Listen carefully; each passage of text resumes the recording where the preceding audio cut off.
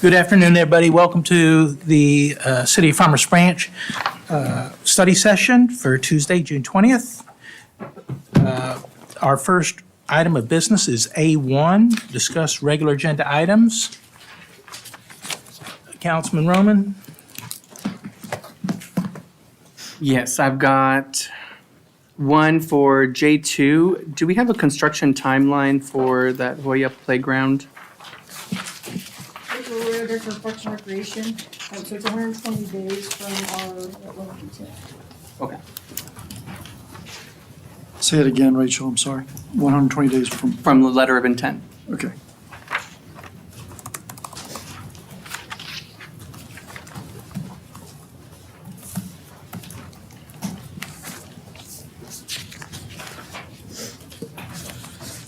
And then regarding H12, so I just want to make sure that I understand that the reason we're sunsetting that Youth Advisory Council is because of the lack of interest and participation. And so I just want to make sure that we're pivoting and working with maybe the Farmers Branch Chamber to partner with them to still reach out to our youth through their boot camp. 100% correct. We're working on that right now. Okay. And that's it for me, Mayor. Thank you. Councilwoman Bennett, no? Councilman Baird? I don't think so, but I may at the end here. Okay. Councilman Jackson?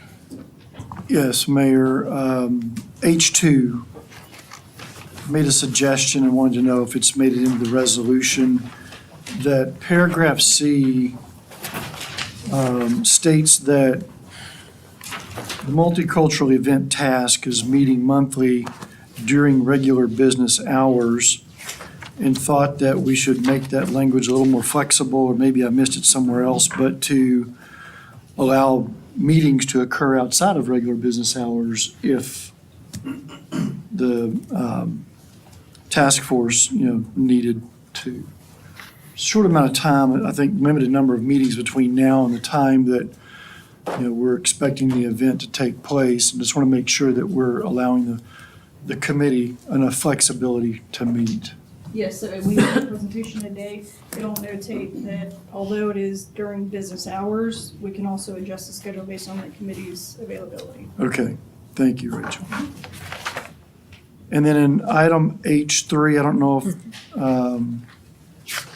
wonder when the work will start at Jen's place. I don't know if there was someone here that can speak to that. I can speak to that. I think as soon as we approve the facade grant, they're ready to go. Okay, very good. The prices under both contracts had different time periods. Just want to make sure that this process and their process align so they don't get outside their contracted price periods. Okay. All right. Thank you. That's all I have, Mayor. Thank you. Very good. Councilman Barrett? I was wondering if the consent agenda item H2 for the multicultural would incorporate a presentation to the citizenry. I understand it's here on the study session.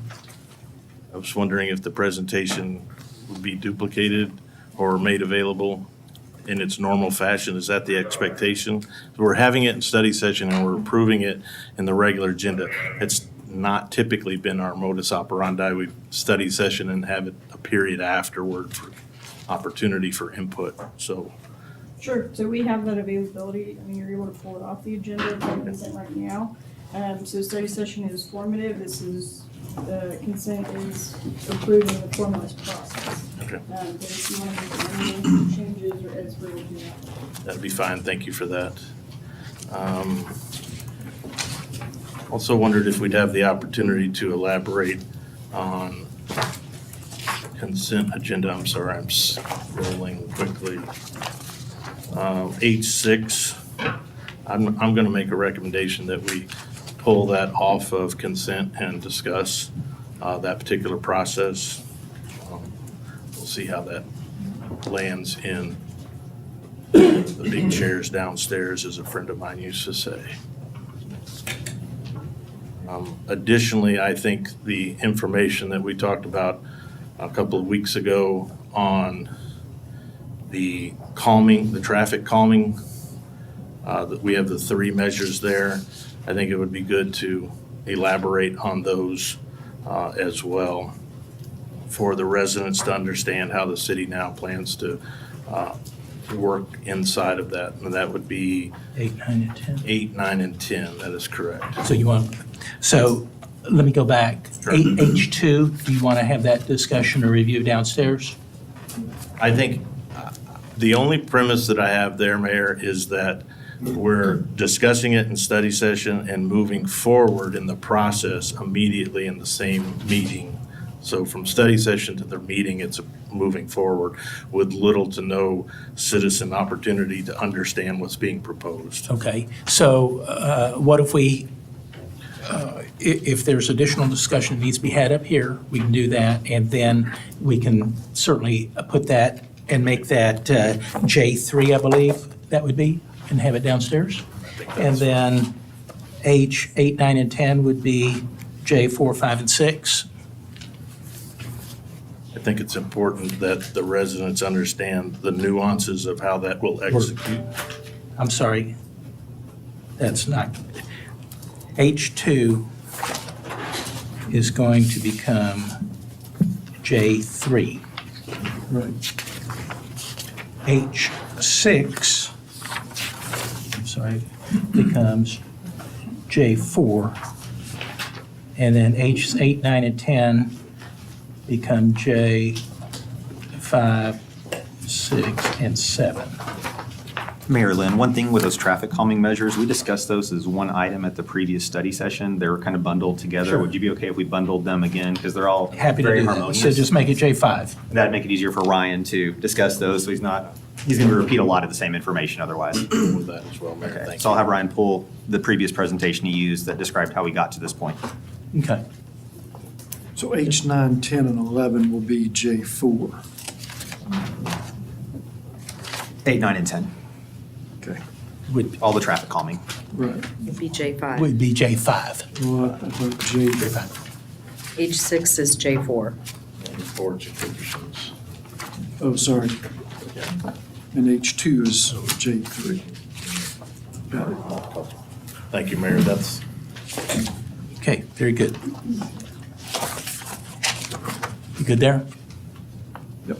Okay, I am going to go a little bit out of order. I'm sorry. okay. Okay.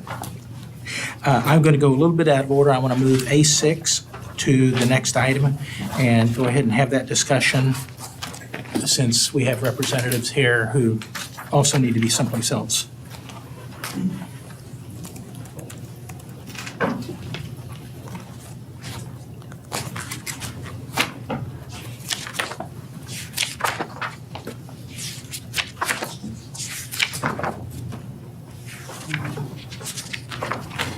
What happened? Oops, excuse me, hold on a second. I had it all set up. Are we duplicating this?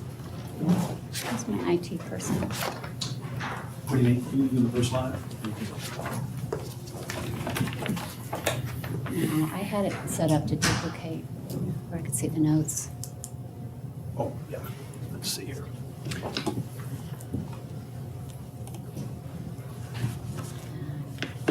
Should need your notes, yeah.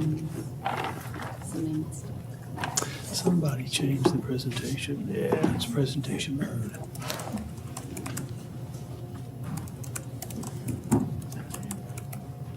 There should be presentation mode here. Is that it? No? I'll just go with memory. Okay, sorry. No. I'll get an IT guy here. It should be in presentation mode because he's got your notes on it.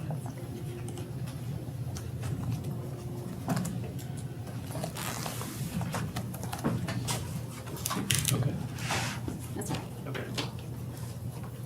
I'll wing it. Mayor and Council, Tammy Zimmerman, Director of Finance.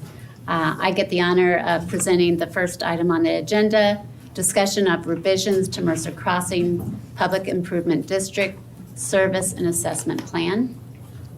So the Mercer Crossing PID, Public Improvement District, was set up in 2016, and it assesses a levy against the homeowners to help reimburse the developer for public infrastructure cost. And that was set up and levied to all the homeowners within the PID. And what we have today is we have the developer that is asking for a revision to the service and assessment plan for 69 townhomes. Now, the 69-unit townhome development was approved by council back in September of 2022, and it was originally an amphitheater parcel lot.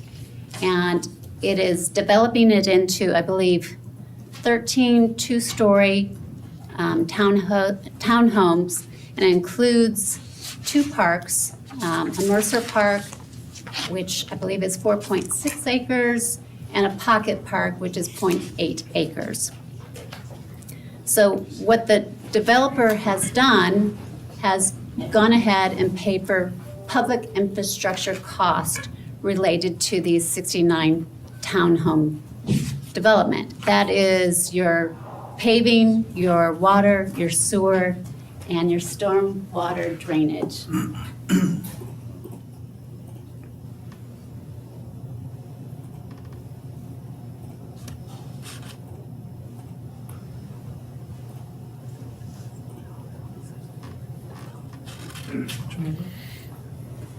Right.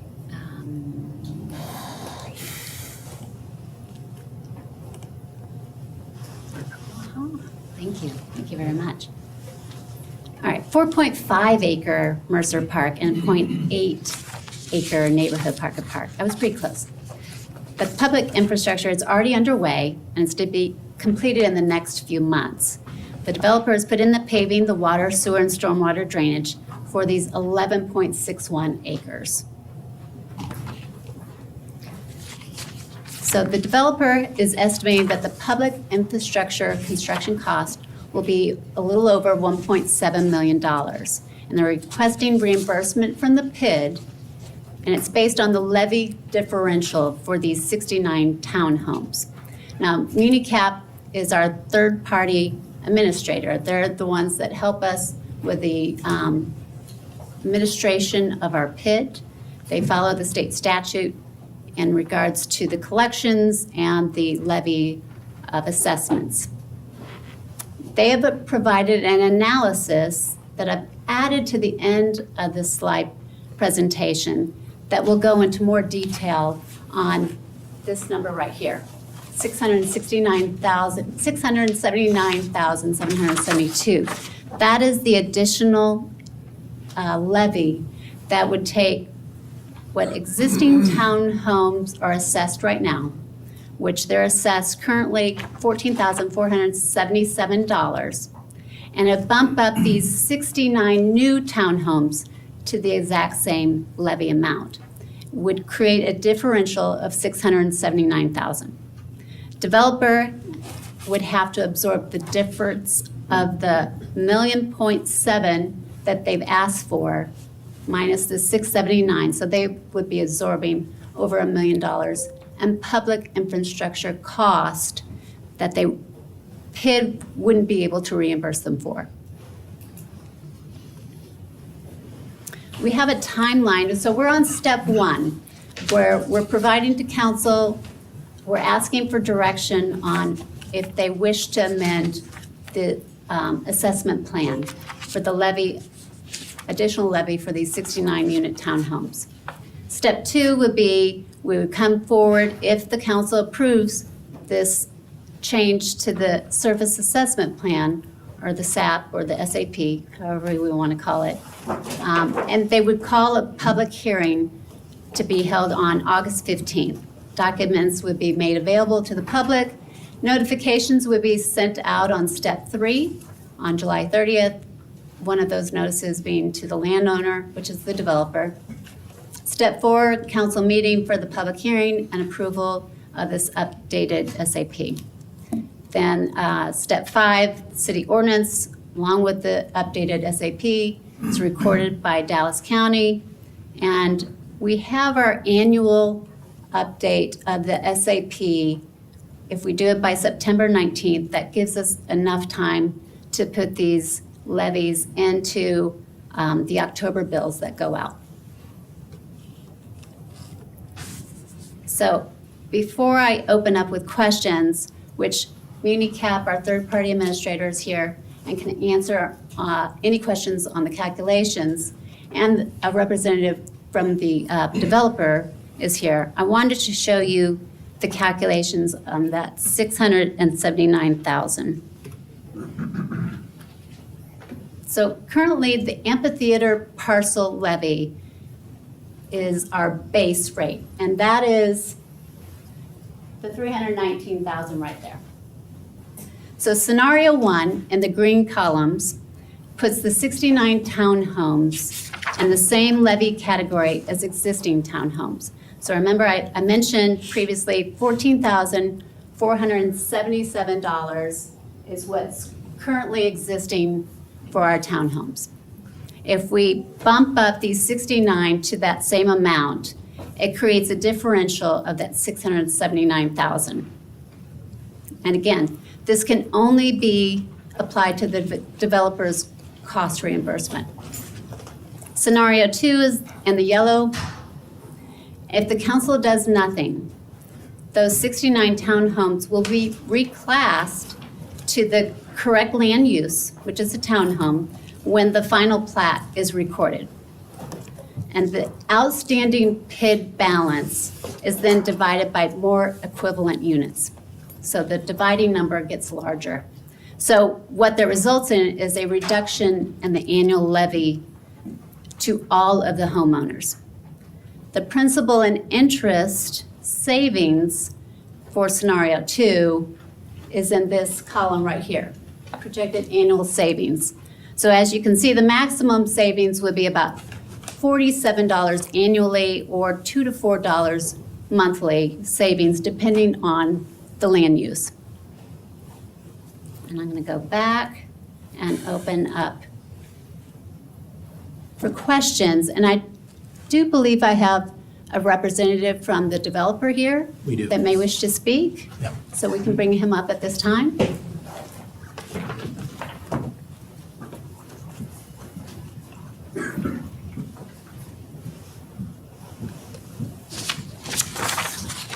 Mayor and Council, my name is Kirk Wilson. I represent CADG Mercer Crossing Holdings.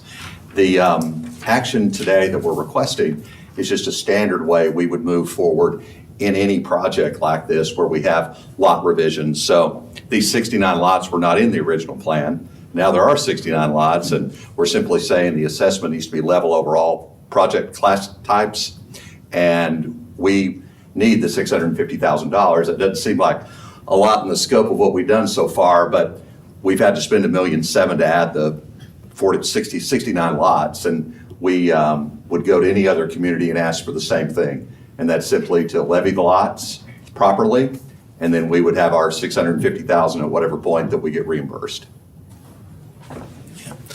Does anybody have any questions regarding this? I do. I think it's really important to kind of talk a little bit about the history of that parcel. It was at one point of great controversy with the amphitheater, and I think it's important to, if you have the details of kind of what transpired and, you know, that it was actually a citizen-led charge to change the development. So it wasn't something that you guys initiated, but rather out of citizen input.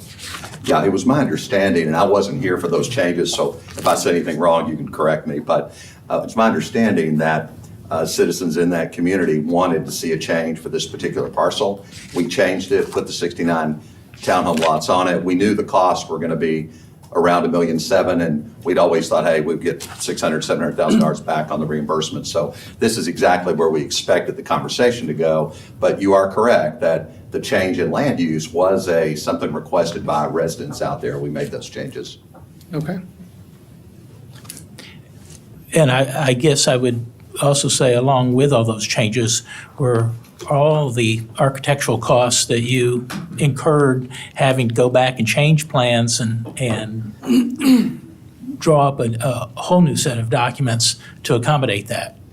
Yeah, and things like that, we don't always comment on, but that's probably another $150,000 and not even considered here. So we went through the process, we followed the leadership of the community suggestions, we revised the plan, and in accordance with that, we're back here asking that this be done properly. Scenario 2 is totally something that we've never had brought up in any other community. We put the 69 townhomes in, we requested the PID be created. We're not saying that those lots need to be levied more than any other townhome. They're in the exact classification, and that's what the levy represents, and that's why we believe it should be levied properly, and we should receive our reimbursement agreement.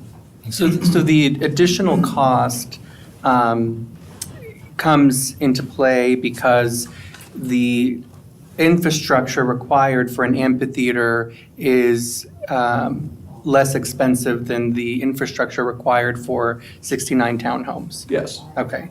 And should we move forward with what is proposed, will this create any increase in the PID? No. Okay. Were the residents aware when they asked for the change that this would transpire? I don't know that it would be an issue for any of those residents because it doesn't impact them at all.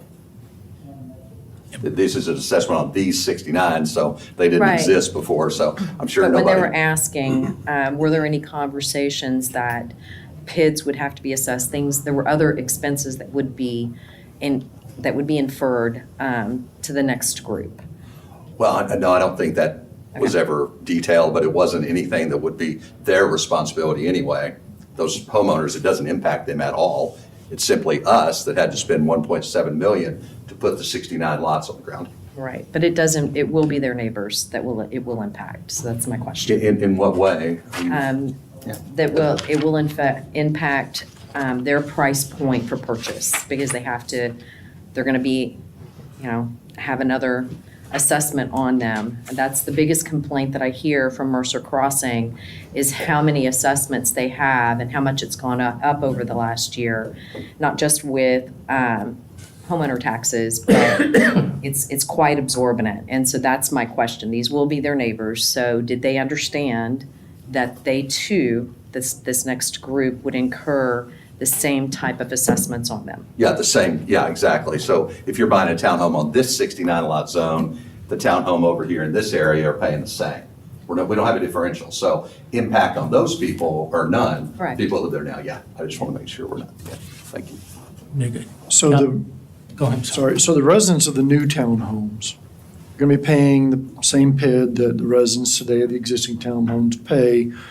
Conceptually, I'm okay with that. I'm just trying to understand.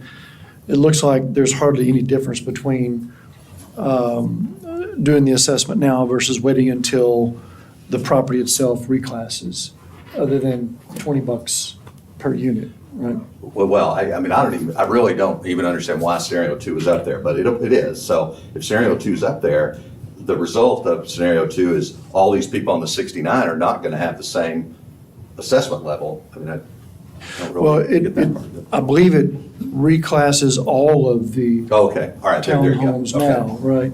That's- So it spreads out the PID for all Correct, townhomes, yes. across all townhomes. That's correct, yeah. Instead of this PID was built at this time and has this amount versus, this group of townhomes, which is a $20 difference, it seems like. So to me, it's 6 of one, half dozen the other. Yeah. Okay. All right. I mean, you flip a coin between scenario 1 and scenario 2. Is there a procedural advantage? Well, I want to point the difference out to us. We want our $650,000, and we predicated that on doing that. And anywhere else we develop, if we're in a PID boundary, we would go in and just as just a standard item, hey, we have townhomes, we want to add them. That's how it would be done. We've never been presented with, hey, we're gonna have an assessment, then you're not getting any money back. That isn't how we Right. predicated the development. But my understanding is you get your money back in either scenario, is that correct? No, No, it's not. Okay, Scenario 1 is the only one that provides the reimbursement to the Okay. developer. okay, all right, Scenario 2 is just, the council does nothing. got And it, then it's just reallocated. okay. amongst the outstanding balance. All right, that piece I didn't catch. Thank you. Yeah, that's the reason we're here today, because, Right, okay. hey, scenario two is not equitable to the developer. Okay, all right, okay. I think it's fair the developer gets some of its money back for Yeah. redoing the infrastructure, particularly since it's a resident prompted. Yeah, and costs have gone up a lot. That's Sure. why these costs are 1.7 and not something lower. A few years ago, these could have been delivered at a lesser number. But Right. So how will you recover the remainder? we have to eat that. I mean, it is what it Okay. is. I mean, I'd rather come in here and say, hey, these 69 lots, they need to be assessed more. But we're looking at equitability over the whole neighborhood. So we wanted everyone in that townhome class to have the same number. And so down the street, oh, that guy paid more than me. We don't want that. We want it to be equal. Okay, all right, thank you. So if I'm understanding correctly what he just said, you're only able to recover the $670,000 and you're going to eat $1 million plus. Yeah. Okay. Because if it costs us $2 million, that's just how much it costs. But we've always had our numbers that we're going to have this reimbursement agreement back. So whenever we were told, hey, there's this discussion, it's like, what is that? That's out of the Yeah. realm of reasonability. So. Councilman Barry? Questions? Mary? Could we go back to the options slide, Tammy, please? And I want to kind of follow up on Richard's concerns about the classification. The land use for new, it was a 69. I mean, we're going to, at what point do they become reclassed once their It's when the certificates final of occup- plat is When the recorded. final plat or the certificate of occupancy? I just wanted to I clarify. believe it's the final plat. Okay. And It is the final plat because we're assessing lots for the improvements, so it's final plat, it's not CO. so if we move forward with this option one and versus option two, when is the timing of our payment to the developer, the city's payment to the developer? So that will come with the PIDs, the levy payments, levies yes. being- Yes. so this is a future payment, not an immediate payment. And I think that needs, is that correct? Yeah, I mean, normally we put a levy in, then we issue bonds, we reimburse. In this case, it's so small, we're gonna take what's called a reimbursement agreement. So we're gonna get money over a period of time, 20-something years. Now, we can monetize, we can sell it to somebody else and they can take it, or we can just hold it. I think it's But- important that we understand the denomination we're talking about and how it's going to be paid out. Yes. So, thank So you. it's a cash flow right now. Yes. That we would have to perfect any further on a private basis, because we're not Understood. gonna issue bonds. Thank you for the clarity. All right. Well, we do need to give staff a direction to which way to proceed on this. And I'm going to make the statement, had this property been developed under the original agreement where, assuming there was no amphitheater, helipad, or office building, it would have been included in that master agreement, and so they would automatically be entitled to that.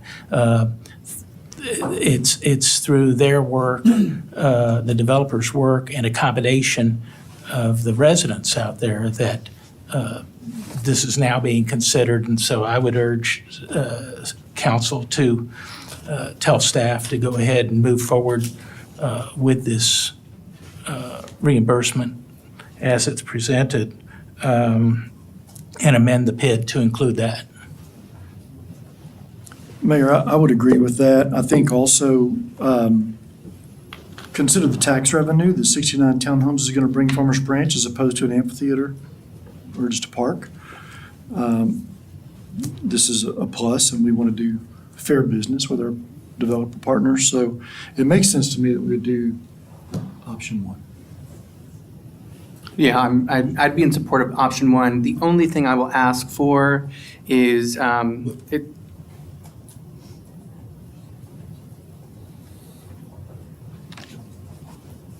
State what you're in favor for. option one, where we reimburse the. Okay, all yeah. right, just want to make sure it's different.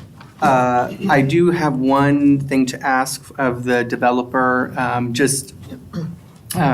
think the project seems to have been delayed quite a bit, and so some residents have coined the the pile of dirt, Mount Mercer.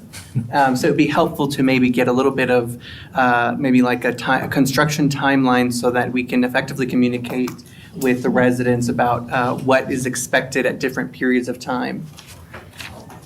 Yeah, we'd be glad to provide that. Our project manager, Dwayne, will get back to the project manager and provide that to the city manager for distribution. Thank you. Thank you. Thank you. Anything else? Okay, thank Tammy, you. you good? Council, I have my direction. We'll be following the timeline and bring forward the next meeting, the public hearing and the updated SAP. Very good.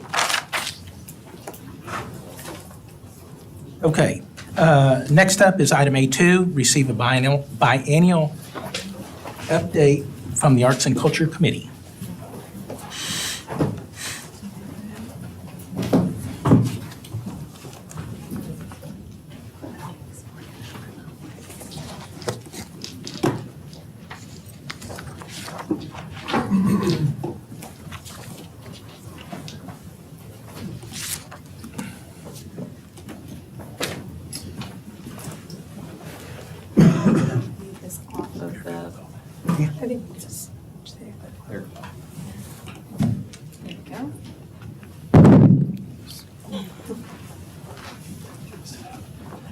Hello, good afternoon.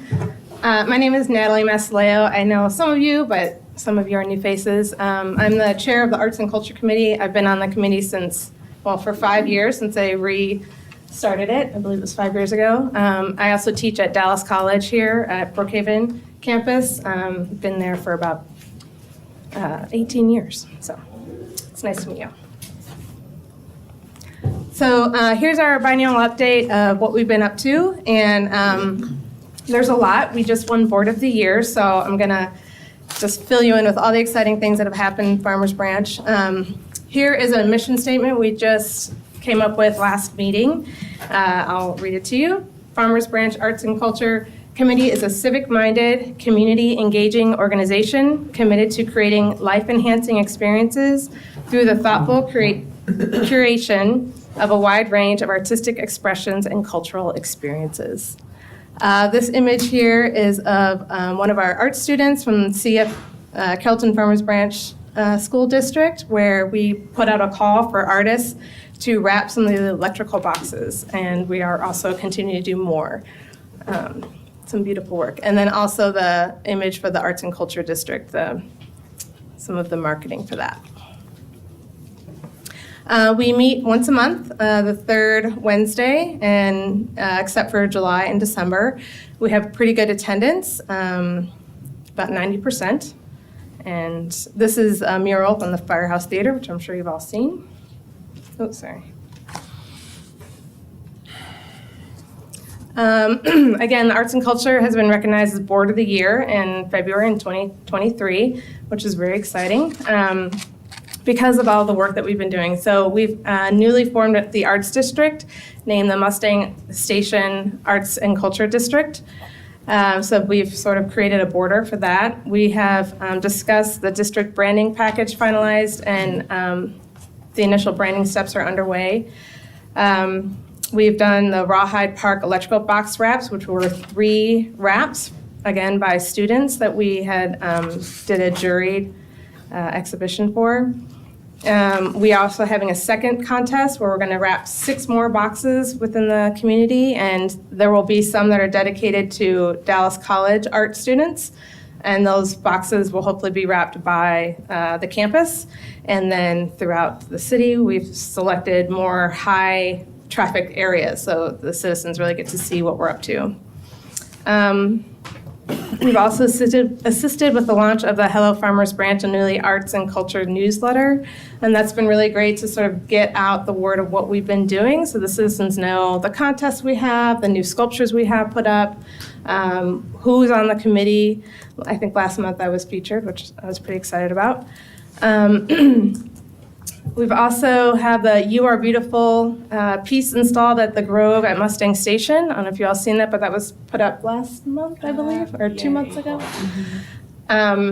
Which is a sign that was donated to us. There's one sign per state, which is pretty cool. So Farmers Branch has the sign for Texas. which is a very Instagrammable moment. And then in May, the mayor's proclamation for the Tap Dance Month in Farmers Branch. So you can see here, we have an image from that proclamation. Art district sign toppers and wayfinding signage we're working on, so people know when they're in the arts district and they can start looking for murals and public art and other things that we're gonna hopefully get moving on.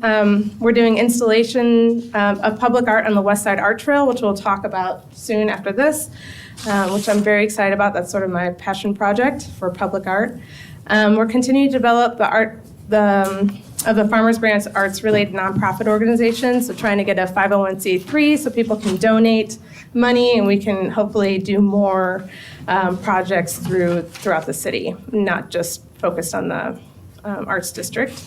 We're trying to expand our artist outreach efforts, so we've had a meeting with local artists in Farmers Branch to get to know who they are and tell them what we're doing and trying to support what they do here in Farmers Branch. Branch Arts Live featuring local art. Oh yeah, so in October we're going to be doing a dance of local dance groups, and that's really been a great collaborative project because it's not going to put any extra cost or stress on city staff. There'll be an event the day before, and then we're just going to have the stage be left up, and then dancers can use that stage, and then it can be taken down after that. So pretty excited about that. We have a comprehensive public art database and maintenance plans. We're going to try and find all the art that is already here in Farmers Branch, get it up on a database so people can look it up and find these different artworks and figure out who made them, when they were made, what their title of the work, and things like that. And then Tip 2 area public art. So we have designated money to do more artwork within the Tip 2 area, hopefully. And that's it. Does anybody have any questions? Yes. So if, when, or whatever we have right now in terms of public art comes, have you thought about possibly just putting a QR code on each piece where folks can just click their phones to get the background information so we don't have to print plaques or that sort of stuff? Well, we are, hoping to have that along with some of the plaques. I do think there's something really nice about not looking at your phone all the time.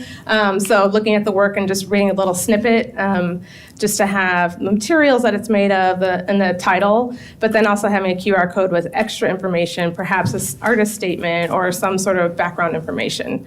Okay, so my follow-up to that was going to be, if we do integrate that in there, then perhaps for those artists that are local, the ones you can get a hold of, then having some type of video vignette that allows them to talk and personally engage with that viewer, I think would be helpful. Yeah, that would be great. The more we can add to knowing about the work, I think is really helpful.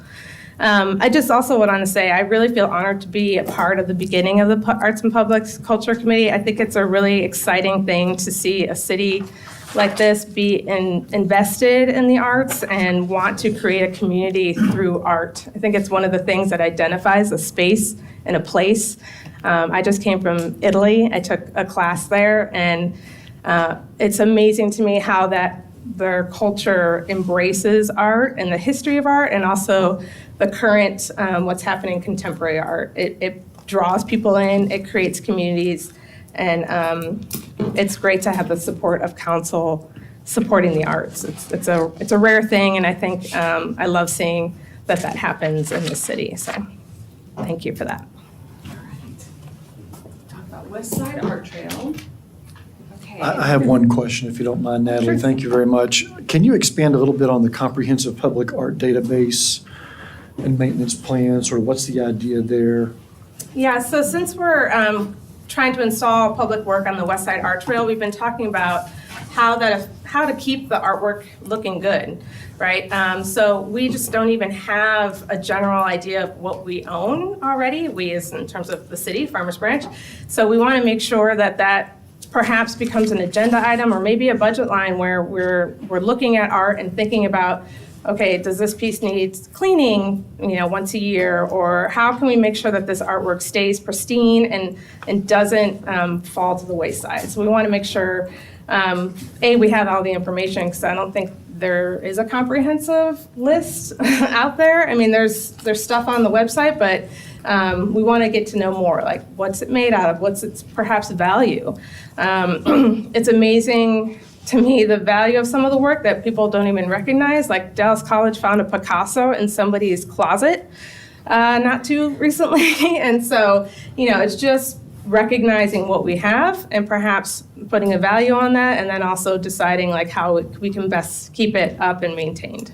Okay. So that was sort of the goal for that. Yeah, because I was thinking that if we're going to identify all the art that we have in Farmers Branch and put that into a database, it'd be nice if that was accessible through the city's website, or if someone was looking for a particular piece of art or type of art. And I didn't know if there were maybe and I don't know if you and I have talked about this before, or maybe I've talked with someone else about it, but throughout the Metroplex, if I want to go and see some art of a certain type, how would I find out where that is? Right, right. Is there anywhere for me to go today to find that? I can speak to that for just a moment. We do have a list of all of our art on our website, so it's got the location, roughly how large it is. If we've got the artist information, it's on there. In the comprehensive database that we're working on, Don Hodges, who's on our committee, he works for Billingsley. He's our business rep, and also Hillary at the Historical Park. They've kind of been collaborating. The Historical Park has some resources where we can use their database, their collection catalog as we're organizing all of our things and putting it in that database. And she's got a background in art history, so it works really well together. So we're working on it. What we have, there's information out there. It's just not as robust and clean as we would like, but there is information on the website. So if someone's interested, it's available. Okay, great, thank you. Yeah, those are good questions. Okay, so we are going to, are there any other questions? Okay. Any other questions? sorry. All right. So we are going to talk briefly about the West Side Art Trail as part of our update. The West Side Art Trail, I'll just kind of go over this briefly. We've been working on this for a few years, and Shane has been really helpful with this too, coming to some of our meetings and going over some of the trail logistics with us. A few years ago, the Arts and Culture Committee identified a spot, preferred spot for the first art installment, which is at the lake at Mercer Parkway and Commerce Street. So if you're heading west on 635 and you exit the service road and you turn on Commerce Street, you're gonna see it as you're driving. So it's a pretty highly visible spot. So we did an open call for artists in the state of Texas. We had 20 submissions by 9 artists. Not all of the artists met the criteria. We have 3 concrete pads that were installed at that location. And so the idea is that we will have 3 different art pieces there by 3 different artists. We can feature 3 different artists, not just one artist with 3 pieces. We want to give multiple artists opportunities to showcase their work. We have 2 public art experts on the Arts and Culture Committee. Natalie is one of them, and as I mentioned earlier, Don Hodges. And they interviewed the 3 artists of the recommended pieces to ensure that the process and the final product would meet expectations and kind of the requirements, the things that we're looking for those pieces. Some of the criteria included the pieces must be family friendly, durable, safe, and appropriate for hands-on interaction. That's going to be inevitable, especially with people walking on the trail and wanting to go up to the artwork. So we wanted to make sure it wasn't going to be anything that could be easily damaged, any porous surfaces, anything like that would be subject to damage. So the prices that we set here is part of these are budgeted items. We advertise it as price not to exceed $20,000 per piece. The art exhibit site, we would do some solar lighting, landscaping, plaques, and that would not exceed $15,000. So just kind of, right now you see it's kind of a blank slate. There's some small trees over there, but we would want to enhance, once we put in the art, add some additional artistic elements. So overall, we would be looking at a total of $75,000. Again, this is budgeted. And we did talk to the artists and show them an example of our professional services agreement to make sure that they would be able to meet all of the criteria that's listed in that agreement. And I am going to let Natalie speak to the submissions that we received, the 3 recommended pieces that we received. So this is a steel sculpture that will be painted with automotive paint. We really liked the idea that it's sort of interactive and that you could walk in it. It's a great Instagram moment. It's the contrast of the yellow against the blue of the lake behind it. It was a really nice contrast. I think everybody sort of saw that and was like, oh, and just really liked the pop of color that it has in that space. It really brightens the space up. It's not representative of anything, and it sort of, I think, just has some interesting walk-around moments where it looks different from every angle. So we really were drawn to that. This is the second submission. This artist obviously is a lot more playful. It's called The Fox. But it's still abstract, and again, you can kind of pop your head in between his tail and the body and take pictures. We sort of just thought about how these pieces of art would kind of stand out within that landscape of being sort of flat and with that lake behind it. So. And then this is the third one, Fall Leaf. Again, we don't see it with the background, but I think the colors will be really nice. And then again, you can walk through this piece. So we really were interested in that idea of like having some sort of interactiveness happening. And again, these would be colored with automotive paint, easily washable and easy to take care of. If they needed to be recoated or repainted, it's not a big process where we're powder coating it or having to take it down and take it somewhere and then bring it back. So. And then here's a nice little quote Maria added. But art and life are subjective. Not everybody's going to dig what I dig, but I reserve the right to dig it. And that's by Whoopi Goldberg. And my favorite is The Bean, Chicago, my hometown. So any questions? Questions, council? No. No? All right. Too easy. Thank you. Great, thanks so much. Appreciate it.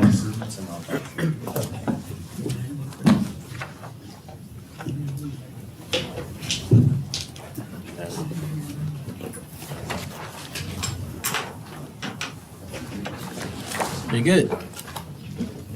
Next up is A3, discuss Recreation Center potential membership fee changes.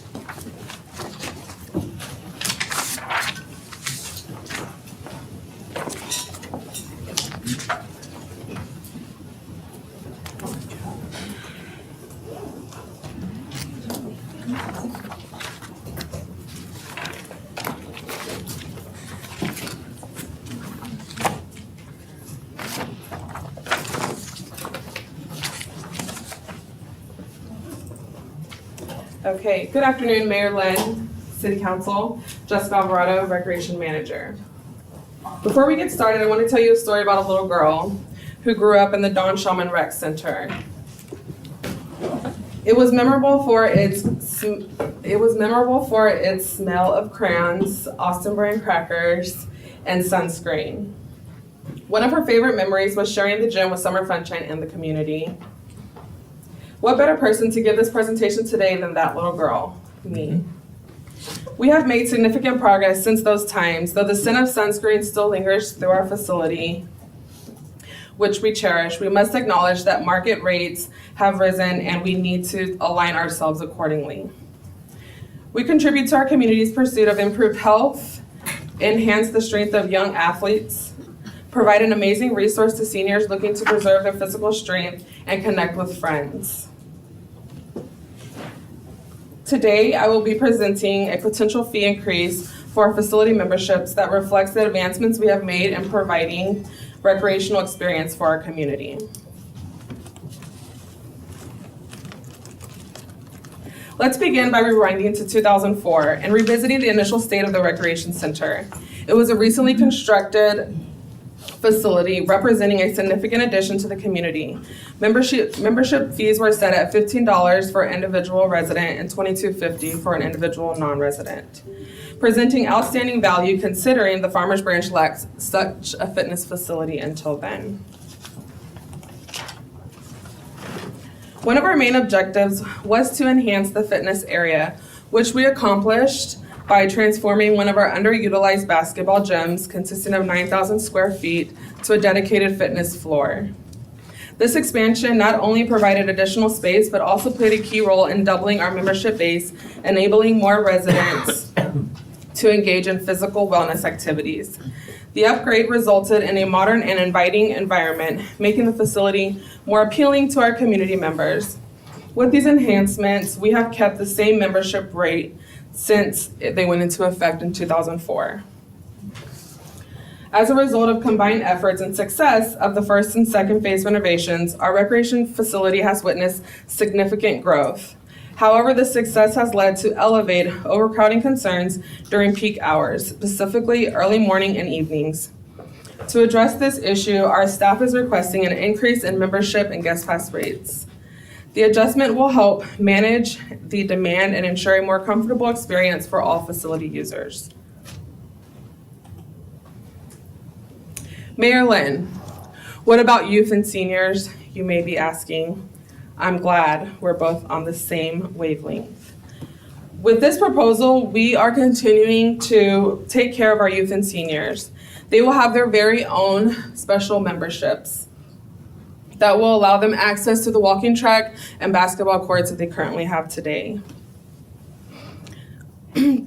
We will also continue to provide our silver memberships, which consist of our Silver Sneakers, Silver and Fit, Renew Active. Currently, we have a total of 324 of those members at our facility, and we will continue with that. Children under 12 years old can continue to participate in our youth classes. In fact, we have financial assistance available for participating families should they be interested. With this price increase, we are able to also include the Kids Zone the Kids Zone fee, which is currently an additional $2 per hour for each child, into their membership and add an additional 2 days. So right now, we would have it Monday through Thursday evenings, Monday and Wednesday mornings. With this proposed fee increase and adding the Kids Zone, it would be Monday through Thursday, AMs and PM. The proposed fee increase is essential to support the ongoing growth and sustainability of the facility. These adjusted fees strike a balance between affordability and ensuring the long-term viability of the center. By implementing this change, we aim to be more inclusive and promote community wellness, while also encouraging healthy aging and lifelong fitness habits. It is important to note that the Consumer Price Index has consistently risen 2 to 4% annually over the last 19 years. Despite this, we have been delivering a significantly enhanced recreational experience at a rate that remains below market rate. To ensure our rates remain competitive, our staff conducted a comprehensive study comparing our fees to similar facilities and municipality establishments. With this proposed increase, we will continue to provide exceptional services while maintaining a lower rate compared to our counterparts. People love us. Our facility has experienced significant growth and positive feedback. The renovations aim to enhance the overall experience for our members and attract new ones. Based off our member feedback, staff feels that we have accomplished our ongoing goal. Our fitness facility garnered an impressive collection of 5-star reviews with an overall 4.7, as the users of our facility greatly appreciate the clean, well-organized environment we provide. These positive reviews reflect the satisfaction of our patrons who value the attention to cleanliness and the overall organization of the facility. Their feedback is a testament to our commitment to maintaining a top-notch space that fosters a positive and enjoyable fitness experience for all. Questions?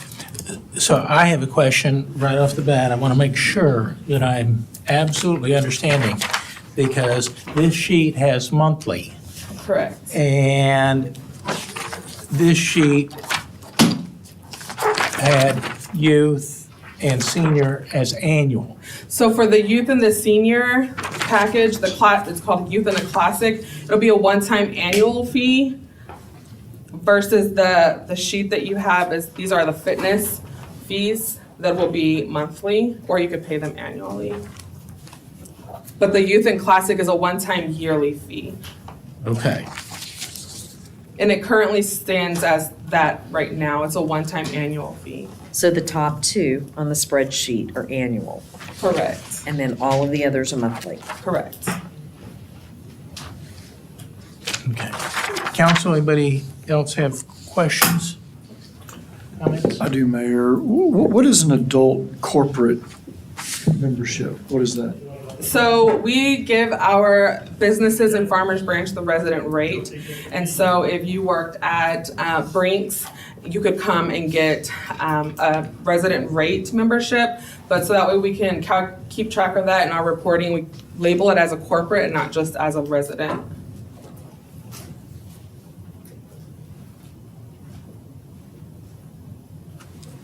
How many non-residents actually use the facility? Right now, we currently have about 9% that are non-residents. So I got that number today. We have 3,880 total members, and of that, about 9, almost 10%. So roughly 350 of Correct. that 3,800 are non-residents. So what's the capacity? If So- we were at full capacity, what number would we be at? So that would depend on if we were sheltering, if we are, I would say roughly about 9,000.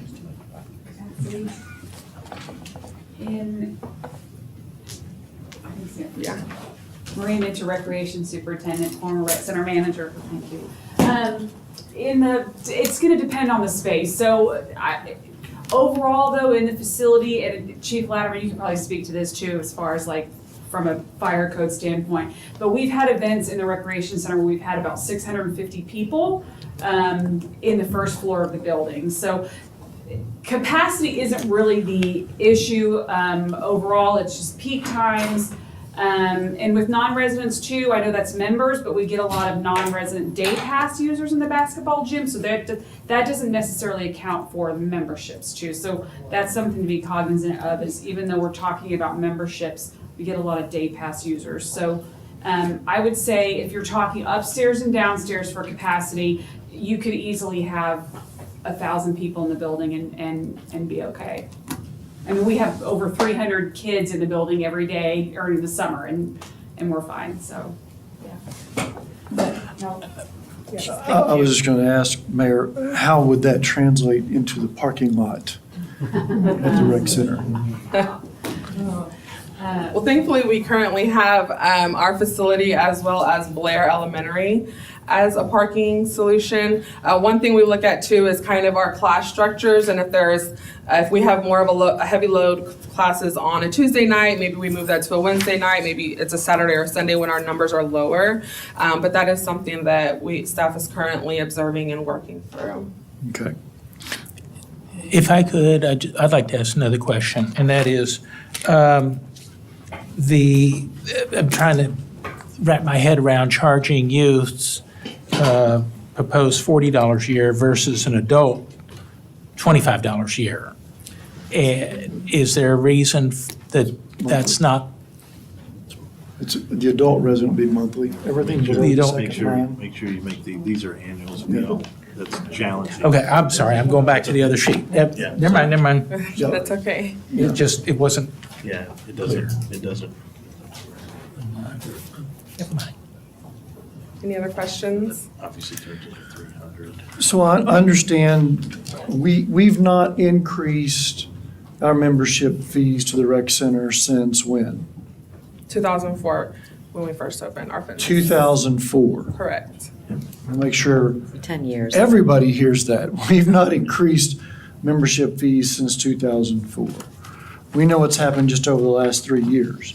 Going back 2004 is a long time for, the city to have kept their membership fees level. So I completely think it's overdue for us to have some type of cost increase, particularly given the renovations that we've made to the facility. I mean, it's Absolutely. a really, really nice facility, holds a lot of people, accommodates a lot of people with different fitness and recreation desires and interests.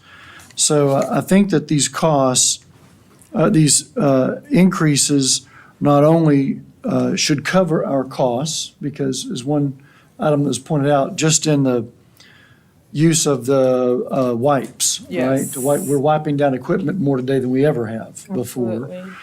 Absolutely. And the increase in the cost of staff, personnel and such.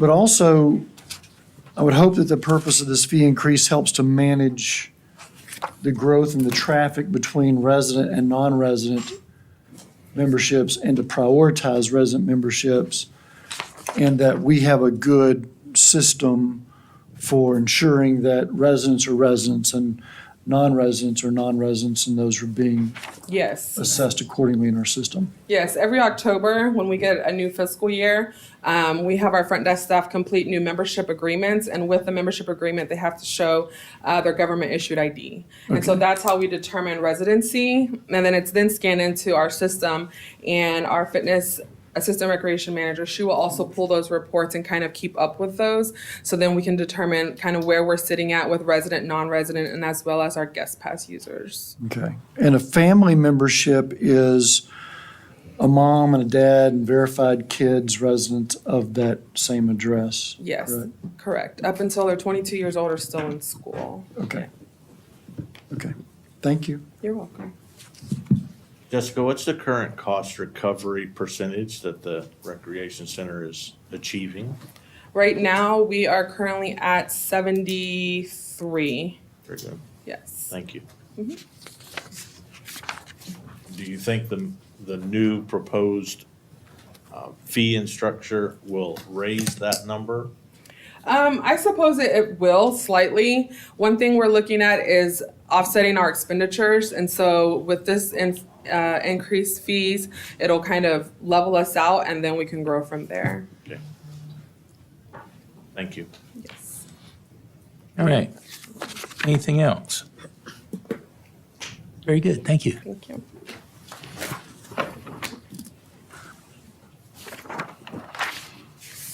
Next up is item A4, discuss the multicultural event task force process.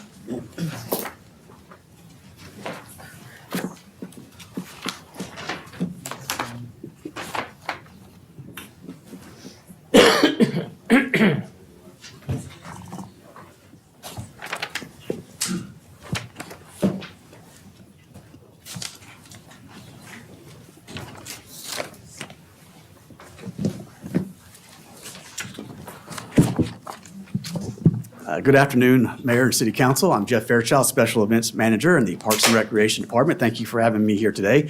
I'm here to discuss the special events, our multicultural task force that we are proposing to form for our new upcoming multicultural event that will take place next year.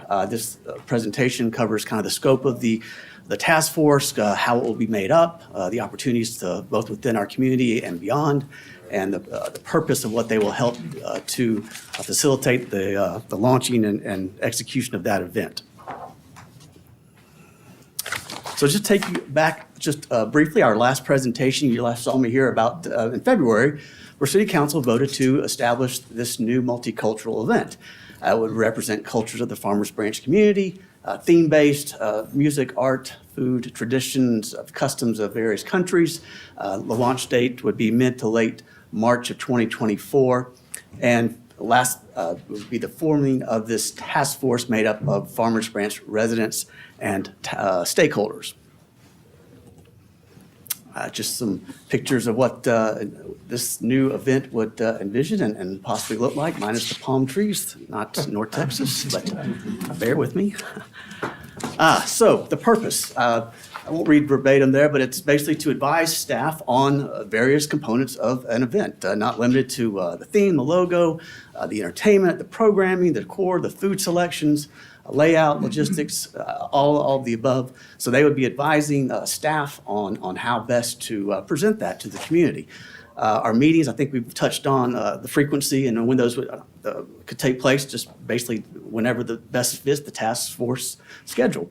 They may become more frequent as necessary as the event draws near, and we do expect, we would like to see the members. I think if you're vested in this committee, you ought to be there performing and volunteering at the particular event. So that would be an expectation.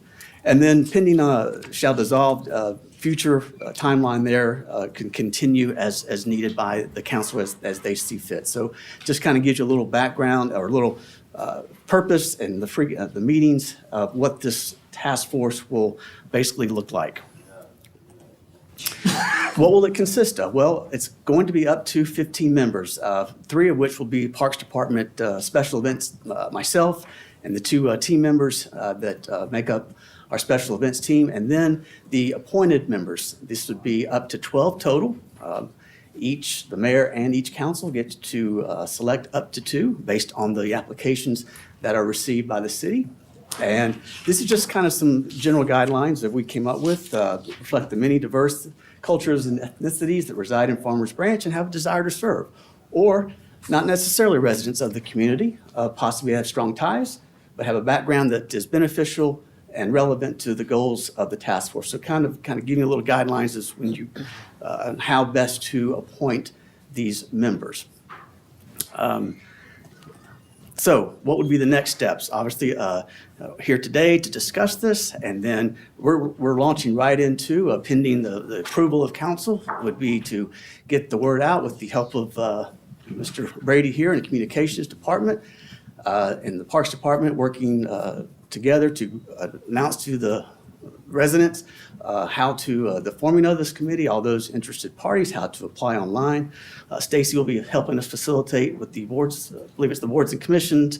And there's also information that if there's needing more information, I think Councilman Merrick touched on how this presentation could be made available. They could view, they'll have my number if they need more information.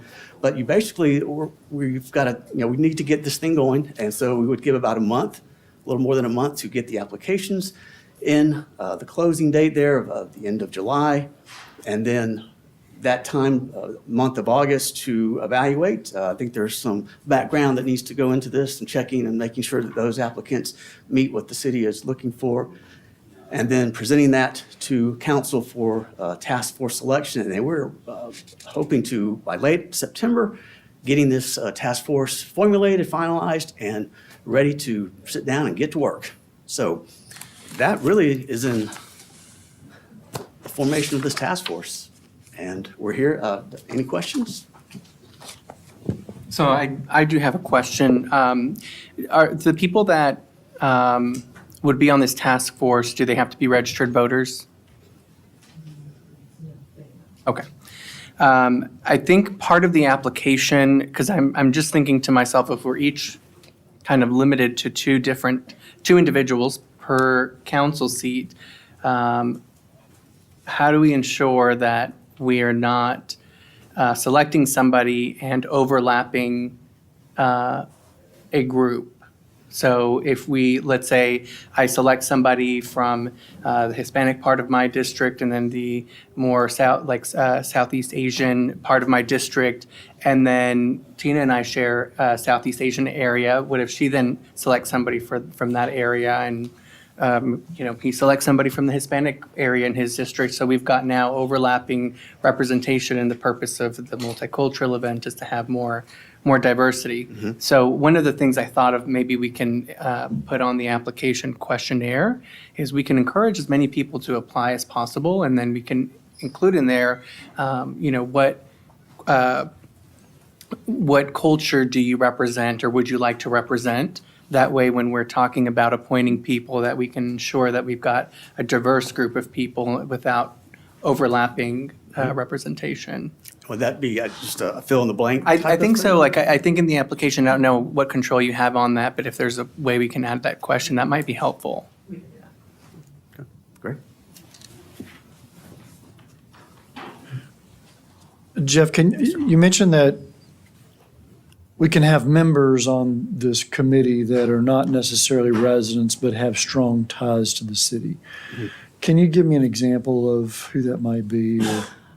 Perhaps someone on the arts, on the Arts and Culture Committee, someone that teaches at the local college that might have a experience in, could be a local chef. It could be someone who's got great background in food. It could be, I think that's an open playing field there of anyone. That it could be someone who's a great at building site decor, that has a great experience that says, hey, I've worked on other events in other cities, other multicultural. Let me show you what I put together over here. I can do the same. It could be, I think it's kind of a wide open opportunity for, as long as we felt that they had the best interest of what we were trying to accomplish here, I think it makes them a great candidate. And so those folks would be encouraged to apply, and their applications would be among resident applications and would be, one of the 15 or one of the 12 chosen by the council. It wouldn't be outside of that group. Correct. It would be one of the 12, and maybe as part of one of the,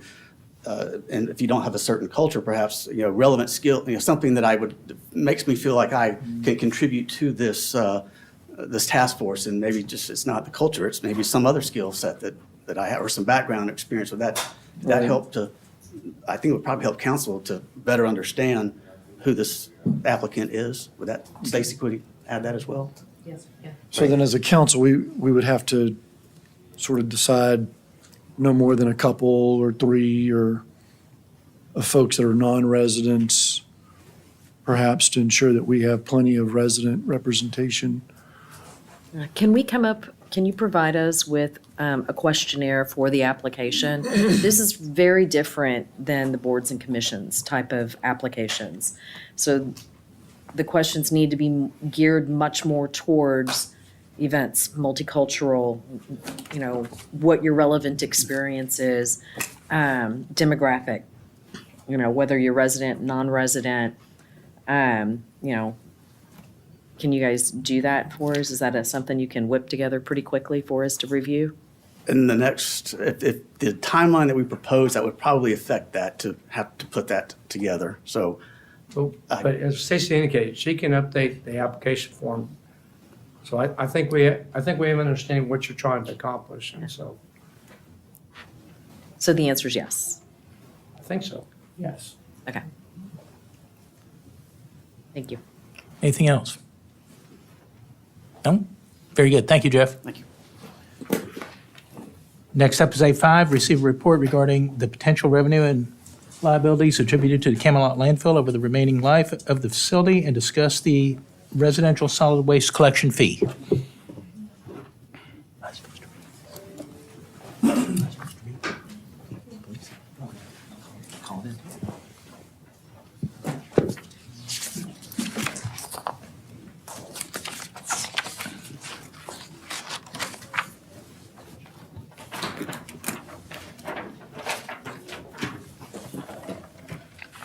Good evening, Mayor and Council. Shane Davis, Director of Sustainability and Public Health.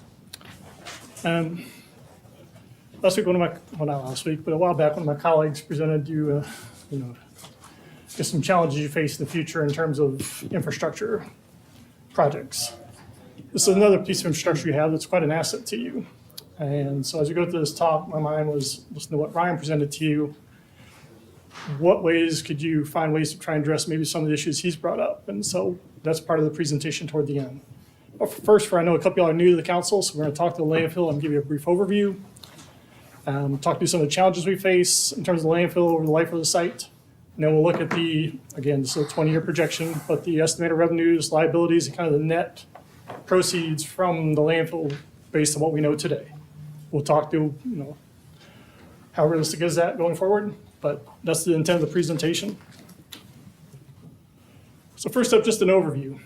You have two landfills for Farmers Branch. One is on the west side of town, right by the George Bush Tollway in Valley View. That's an old landfill that was closed back in probably just before this one was open, so late 70s, early 80s. So this was originally permitted in 81. At the time, this is in Denton County, unincorporated portion of the county. Not anymore. Now it is totally within the city limits of the city of Louisville. In fact, this is our landfill right here. This is Camelot landfill for those that haven't been there. Lake Louisville is at the top. We also have two other landfills in Louisville. This is DFW landfill, and that is Louisville landfill. Yes. And then we have the Elm Fork of the Trinity River. This is part of our property boundary. Once you cross our fence here, this is City of Carrollton, Louisville, Carrollton. Our property line is the city limit line. Another challenge with the landfill is it's located totally within a floodplain. The only part not in a floodplain is the actual disposal area itself. Due to the road we created, we've taken it out of the floodplain. So as we get into some of the challenges, this adds to that. But I will say one of the great things about Camelot is the geology. If you ever get out there, take some time to get out of the truck, grab a piece of the shale that's underneath, you get a sense of how dense the soil is. So from a geological perspective, I'm not sure you could locate a landfill in a better location. Lubbock, where I worked before this, we had a layer of caliche that was about 20 feet thick. Once you broke through that, is pretty much sand.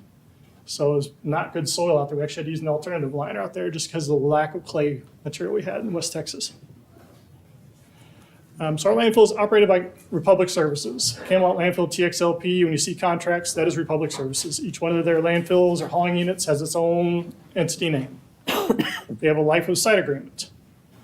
Our contract dictates that Republic is to set the gate rate, so we don't dictate the pricing, they do. So it's their job to procure all the waste material coming in. One of the benefits you have in Farmers Branch is your residents pay $0 for tipping fee. If you're to base what we currently take in at today's rate we're charging at Camelot, if we're to pay a tipping fee, it's another $500,000 you'd be paying in terms of general fund payments if you had to pay the tipping fee going at Camelot at the moment. Republic gives us a usage fee, which we'll look at.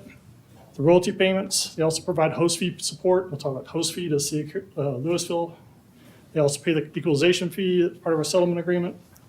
They've also paid escrow for Huffines Road that has to be constructed in the future, so they covered that cost already instead of the city. They've also been a good partner because they actually mothballed, so this landfill, Louisville landfill, is actually owned and operated by Republic. It is what we call a C&D landfill. C&D means construction demolition. That's all they can take in there. So if you go to an apartment complex being constructed, everything from that apartment complex being constructed could go there except for any food waste. If somebody ate a lunch or didn't finish the lunch and threw it in there, technically that should not go to that landfill. It should be only construction demolition material. They shut that down. They shifted as much of that volume as they possibly could to our landfill, and that's what helped pay for the new scale house we have out there. If you ever get out there, we'll look at the one tiny scale we have out there, a tiny little shack we had that was our scale house. It was our bottleneck for operations. We now have a state-of-the-art scale house with 4 inbound scales and 1 outbound with the potential for 4. Let me give you a few definitions. You're going to hear me say words, and the last thing which I'll do is what does that mean? So I'm going to run through a few of them. Camelot's a municipal solid waste landfill. Municipal solid waste is the typical waste. It's not hazardous. If you want to think of things, you basically have municipal solid waste and hazardous waste. C&D is kind of a subset underneath MSW. So pretty much residential waste, most commercial, most industrial waste can go to a municipal solid waste landfill. Life site contract, we've already talked about that. I've used that word. That just basically means they get to operate the landfill until the site closes. We're going to talk about financial assurance. It's composed for us 3 things. There's closure, post-closure, and corrective action. Closure is when you're done with the landfill, you filled up with as much trash as you're allowed to by your permit. Now you have to go through a formal closure process. That means putting on different types of soils or liner materials, depending on what your permit says, to basically seal that landfill up. That is the closure process. After that, you have 30 years of what's called post-closure. So you're monitoring the groundwater, the gas production, looking for any erosion. So you're doing maintenance work, mowing the grass, taking care of erosion. That will be a city responsibility for 30 years after it's closed. Corrective action. A portion of your landfill, this part right here, was constructed according to the regulations set back in '81. Since then, at the federal level and the state level, those regulations have changed. So the type of liner has changed. So this is all soil liner. You've seen clay soil here. What happens in a drought? Come on, class. What does your soil do? Cracks. Well, guess what happens? When bacteria break down organic material, they produce gas. Some of that gas makes it through those cracks. That's what happened to our landfill. We need enough rain, that clay seals back up, and then holds it again. So it's not that we did anything wrong. That's just how liners were constructed back then. Now we have compacted clay, and over top is a thick plastic liner that is welded together. It's fused. That's the whole intent is to try and prevent that from happening now. So as we go along, we realize some mistakes were made. They changed the regulations. That's what happens here. This landfill is DFW range we talked about. This is owned and operated by Waste Management. This used to be a competitor. So in terms of market, you're in a business here. A lot of cities such as Grand Prairie and Irving have made the choice that their landfills are only for the waste inside their cities. Farmers Branch did not make that choice. Anybody who's willing to pay the gate rate the Republic charges, or whoever Republic gets to come to their landfill, they pay that gate rate, and they can come in here. The volume of trash from Farmers Branch residents is less than 1% of the total material going out here. So you have a unique situation here.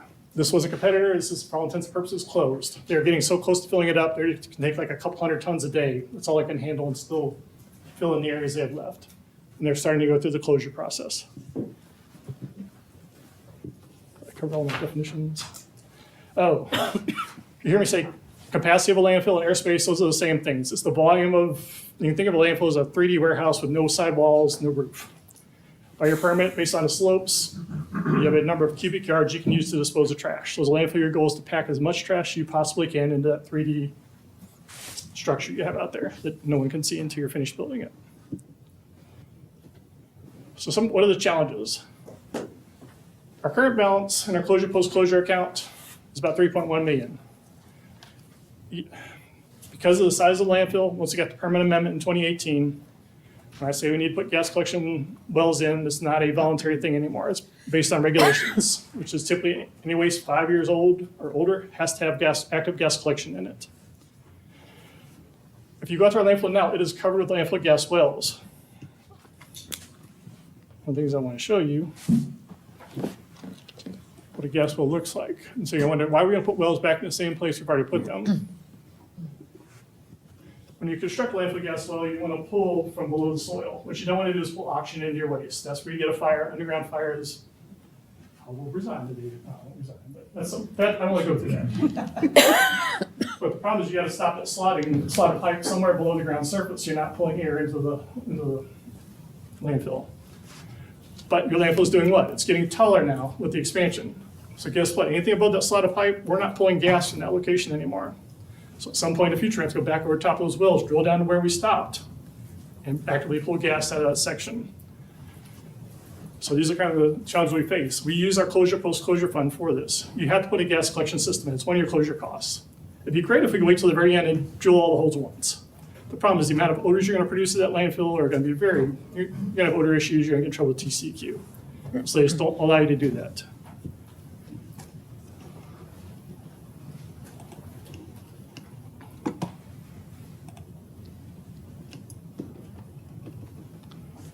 So those are the short-term needs. As we bury trash and get taller, we have to put more gas collection system components in. The drilling's gonna get deeper, so the cost can go up. We just gotta make sure over the short term, we're adequately funding the closure post-closure account to cover those short-term projects we got coming up.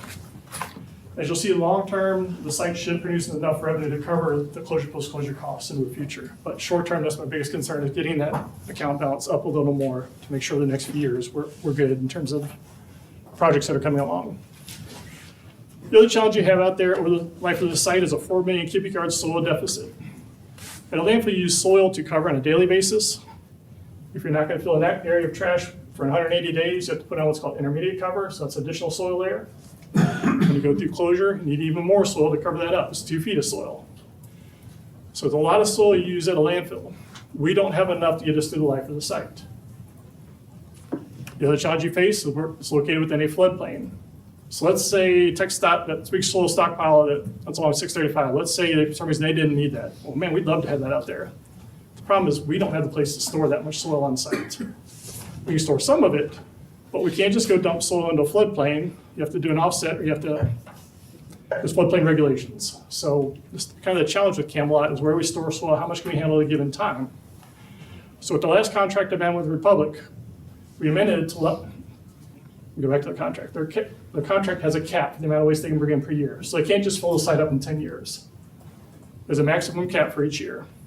The only way they're allowed to exceed that cap is if they get a soil project that comes in that we can use for cover material. If you wait till this site closes to pay for all the soil you need, that's going to be an expensive price tag for the city of Farmers Branch. So whatever we can do to get Republic to bring soil in now that they can use for cover material, that gives us less soil we have to procure it at a later date. So they're allowed to break the cap for soil only, and that's why. So we're trying to address this deficit in any way we can as a city, any mechanisms we can use. So that was the leverage we gave to them. Financial assurance. So as an owner of a landfill, you have to demonstrate, you decided today, you know what, we're done with landfill business. We don't want to do this anymore. We don't like the future liability. For whatever reason, y'all think there's a detriment, something's going to happen bad, it's going to affect that business. You can walk away from the landfill. As a city or any owner, you have to demonstrate you can pay for that closure, post-closure, and corrective action. TCEQ is now going to come to you and say, all right, we'll take care of this for you, but you're writing all the checks. That's the whole point of that closure, post-closure, or financial assurance. So every spring, the finance director and I sit down and go through the numbers. How many how many acres do we have? Have we closed any of it, going through formal closure? What's the new cost estimate? Inflation has a huge impact on that. From 2021 to 2022, the financial assurance, although we made no changes in the amount of the landfill, the size, inflation factor alone caused that cost to go up $30 million. So you'll see this change over the course of time, but that was kind of a high year for inflation. I expect this year will be similar. But on more typical years, it doesn't vary that much over the course of a year. But those factors play into it. So kind of the takeaways. What you have left based on the 2020, or the most recent annual report we submitted, which is in November 2022, you have about 31 million cubic yards remaining at the landfill. That sounds like a lot, I know. Based on that, in the past year, Republic didn't hit their cap. The estimated closure is now 2042. It's gone up 1 year. That closure date is going to vary over the course of the landfill. If you have a downturn in the economy, folks tend not to produce as much trash. You will see this number go up. If all of a sudden they get a huge soil job and all of a sudden they exceed the cap by 1 million cubic yards, we found a bunch of soil, guess what? That number's going to go down. So don't panic if you see this number going up or down in a given year. It's a snapshot of what happened that past year and what you took in, how well you compacted. So, we looked at our revenues. Landfill gas sale is not part of the landfill operations. Bacteria break down the organic material and trash. We collect that gas. We either flare it off, or in our case, we also sell it to Waste Management, not Republic. Waste Management Renewable Energy, who buys the gas from us, and they convert that to electricity, gets put onto the grid. So that's separate from our landfill operations contract. So that's one revenue source.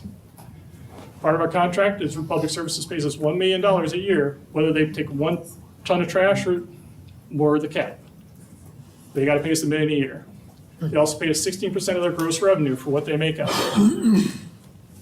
They also have some miscellaneous contractual items such as equalization fee, host fee payments, things of that nature that we don't have to pay. It helps support us. So based on just incremental increase per year in terms of tons accepted, just looking at the cap amount, based on what I know today, the projected revenues is $200 million, 201 million. Liabilities for your residential service. You as a resident, you don't pay for garbage directly. You pay directly for water, utilities, stormwater, but there's no line item on your utility bill that says solid waste or garbage.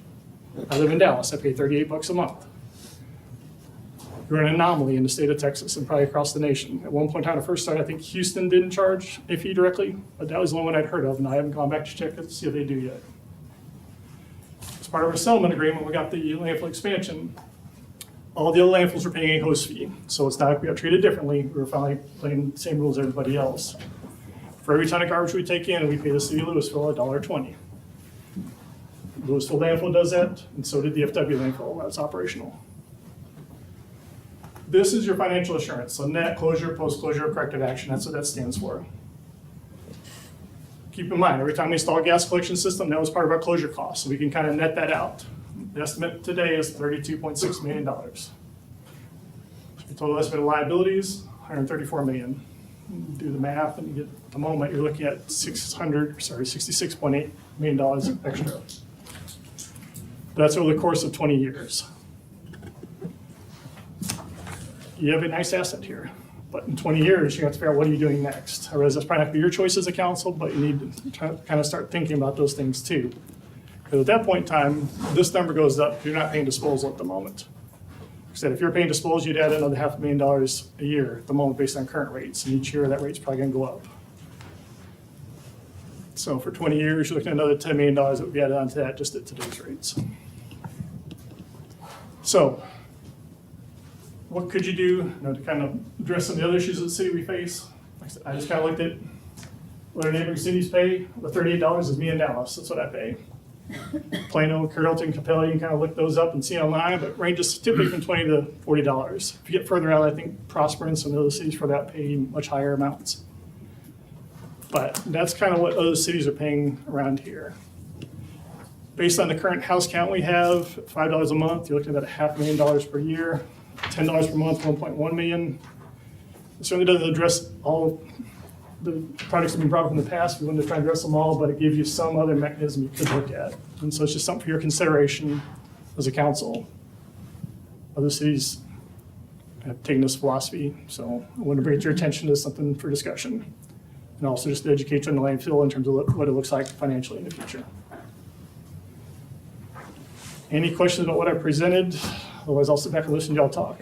Yeah, Shane, so I know you and I have had these discussions going back about 7 years. Yes, sir. When I first got on council, and I was trying to get everybody's attention about this back then. But it seemed like I was talking to deaf ears at the time. So I'm going to make a couple comments. One, I think that we need to ease residents into paying for monthly sanitation service, since that's where we're headed at some point in time. Number two is we do need to accelerate the savings for the closure fund, without a doubt. We need to start conversations with potential vendors for pickup service and at least get some estimates in today's dollars as to what it would cost to service our city. And I think that will help us plan. Can you clarify, are you just talking about residential, or are you thinking even bigger than that? No, residential. Okay. Okay. So commercial is still going to be responsible for contracting their own service. But then I want to know what would our future royalties look like for gas sales, and will the landfill continue to produce gas after it's closed? Yes. So that revenue stream, $16,000 to $20,000 a month. Once you close it, so you got to have water. Bacteria, just like us, require water. Once you shut the water source off, bacteria aren't.